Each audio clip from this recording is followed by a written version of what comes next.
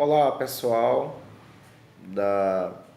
do curso de Ciências da Natureza da EAD IFP, professor Diogo, com a nossa terceira e última videoaula que traz o final do nosso conteúdo, as teorias filosóficas que embasam a sociologia da educação e as teorias que nós temos atualmente no mundo contemporâneo. Nessa aula, pessoal, nós veremos o pragmatismo, o neopragmatismo, o liberalismo e o neoliberalismo. Essas quatro correntes designadas na contemporaneidade, elas têm um profundo impacto sobre os processos de educação, sobre os processos de formação em nossa sociedade. Bom, o pragmatismo é uma corrente filosófica que usa a palavra grega pragmaten, que significa prática, forma, jeito de fazer alguma coisa, uma prática.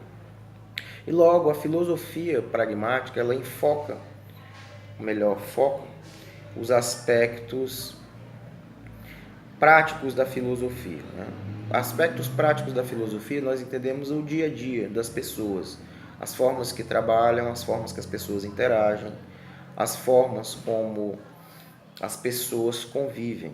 Então, a partir dessas práticas, das práticas em sociedade, essa corrente filosófica visa um pensamento mais condizente com a realidade. O pragmatismo surge contra as antigas doutrinas filosóficas que eram, por eles chamado de metafísicas. Essas doutrinas filosóficas metafísicas tinham por objeto de estudo entes, como o nome diz, que estão além da física, estão entes metafísicos. Meta é uma palavra grega que indica além, e logo seriam estudos referentes à alma, ao pensamento, às questões como vida, surgimento da vida, questões como a morte. E para os pragmatistas, essas eram questões muito distantes do dia a dia das pessoas. Então, logo eles propunham uma filosofia, um pensamento filosófico que estivesse mais condizente com as práticas, com o trabalho, com a educação, com a convivência, com a política. E esses pragmatistas, a partir desse pensamento pragmático, deram continuidade a uma corrente filosófica e hoje nós conhecemos como neopragmatismo. Neo é uma palavra grega que indica novo. Então, o neopragmatismo é de origem fundamentalmente americana. Então, hoje é uma das correntes, a corrente filosófica mais difundida nos Estados Unidos. E os neopragmatistas, com relação aos pragmatistas, a diferença é que eles enfatizaram esses aspectos práticos da filosofia de uma maneira que estivesse mais ligada com as análises, o desenvolvimento que nós tivemos do sistema econômico conhecido como capitalismo e o desenvolvimento de nossas políticas do pós-guerra.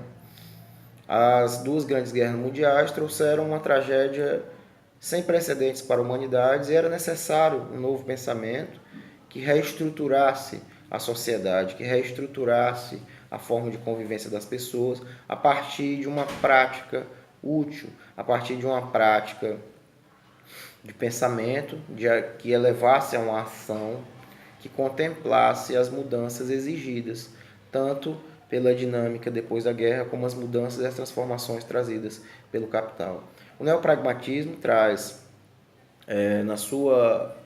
no seu conceito análises importantes como a democracia, o sistema político conhecido como democracia, e a partir da liberdade democrática é que essas práticas comunitárias, essas práticas sociais deveriam se exercer. Logo, vocês devem observar que o conceito de educação está amplamente ligado à filosofia dos neopragmatistas, no sentido de que a educação deveria focar os aspectos principais de determinado tipo de sociedade, determinado tipo de cultura. A partir desses elementos principais, das práticas principais, se definiria as melhores ações, os melhores processos de formação desses indivíduos, dessa sociedade. Outra corrente filosófica que embasa as teorias sociais que nós trazemos aqui é o liberalismo. O liberalismo é uma doutrina econômica surgida no século XVIII, onde a livre venda e troca de mercadorias, visando o lucro, visando o acúmulo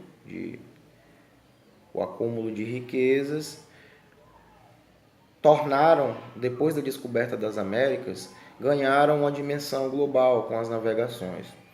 E o liberalismo econômico defende que não haja intervenção das leis do Estado dentro dos sistemas de compra e venda de mercadorias. Logo, o Estado teria um papel pequeno dentro da dinâmica do mercado, cabendo ao Estado apenas determinar as leis que garantissem a segurança e a justiça desses processos econômicos. O neoliberalismo é justamente o desenvolvimento após o liberalismo econômico. É o sistema predominante hoje, e esse sistema neoliberalista é que determina hoje a maioria das práticas educacionais, das políticas voltadas para a formação e educação hoje na nossa sociedade. São as políticas que foram adotadas pelos governos anteriores e são as políticas que esse governo atual continua adotando.